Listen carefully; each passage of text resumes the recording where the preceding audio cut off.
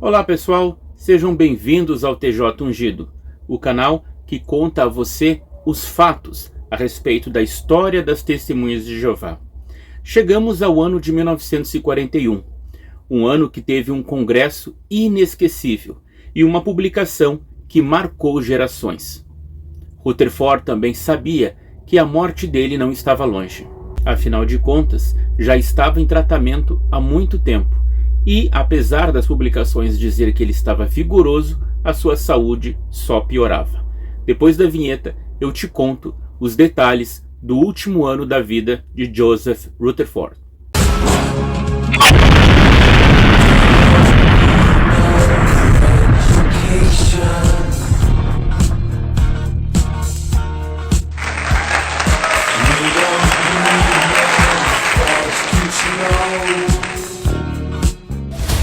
O ano de 1941 transformou o que até então era um conflito entre nações europeias numa verdadeira Segunda Guerra Mundial.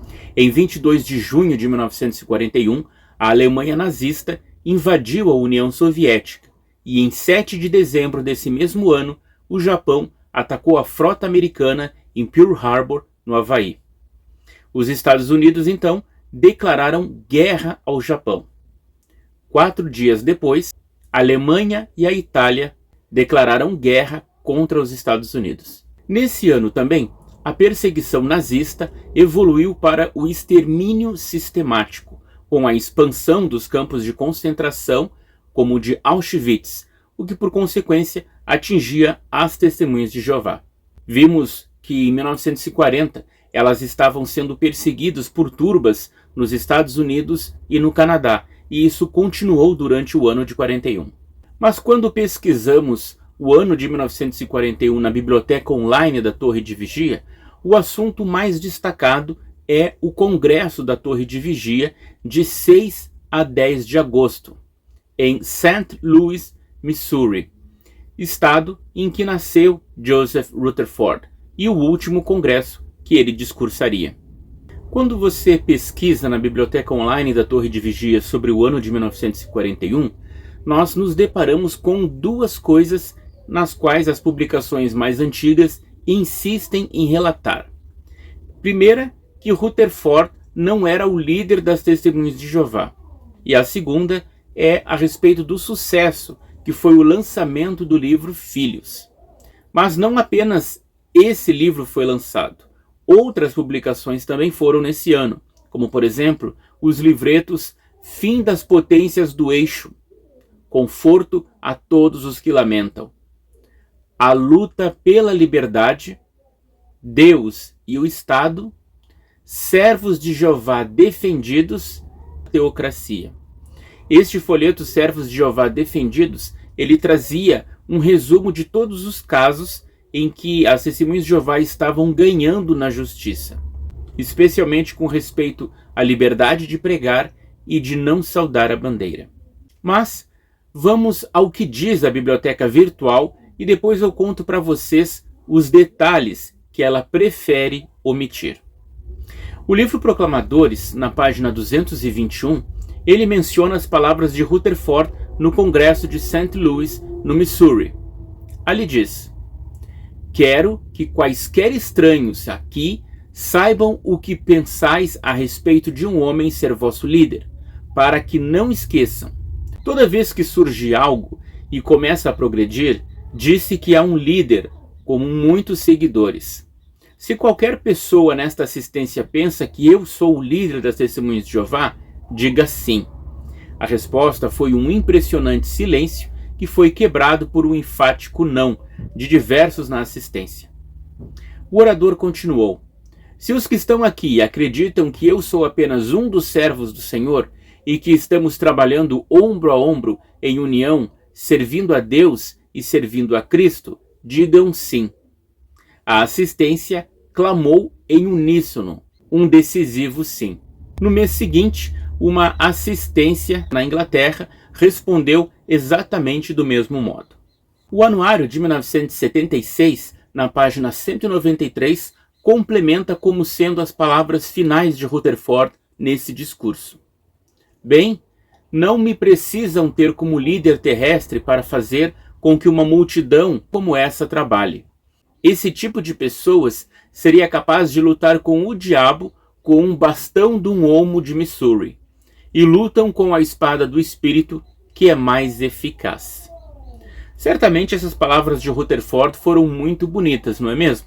E é por isso que a Sociedade Torre de Vigia faz questão de registrá-las em 2 livros sobre a história dela. Mas por que alguém consideraria Rutherford o líder das Testemunhas de Jeová?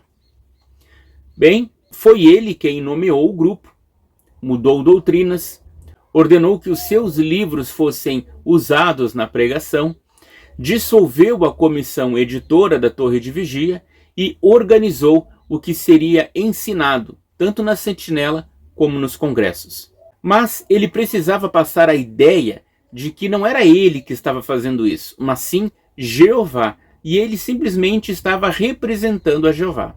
Pois é muito mais eficaz mandar fazer algo e exigir lealdade à organização e obediência cega às regras, dizendo que é Deus que está ordenando, do que assumir que a liderança é humana. Entretanto, Rutherford permitiu que os títulos de chefe, generalíssimo e liderizível fossem escritos a seu respeito em publicações que todas as Testemunhas de Jeová americanas conheciam muito bem. The Messenger, jornal da sociedade que dava visibilidade aos congressos. Eu vou deixar aqui embaixo, na descrição do vídeo, o link para vocês terem acesso ao The Messenger, que nomeava Rutherford com os títulos de líder visível das Testemunhas de Jeová, o seu generalíssimo e também o chefe. Então, dá para entender por que as Testemunhas de Jeová pensavam que ele era realmente seu líder. E outras pessoas que não eram da religião também diziam isso. Só que Rutherford, sabendo que se aproximava sua morte, ele quis passar uma ideia de humildade e de ser apenas um servo de Jeová e de Jesus. E isso a Torre de Vigia não conta para você. A Sentinela de 15 de janeiro de 2001, na página 18, relembrou outros 2 temas deste congresso. Ali diz: a soberania universal é a questão que terá de ser resolvida em breve, e o grande e atemorizante dia para isso acontecer se aproxima rapidamente. E se destacou a questão relacionada da integridade, que nos permite mostrar individualmente nossa posição com a soberania de Deus. É interessante que na Sentinela de 15 de outubro de 41, Rutherford novamente falou sobre a questão do caráter, aquela velha doutrina de Russell que ele abandonou em 1926. E ali ele colocou o título do estudo: Caráter ou Integridade?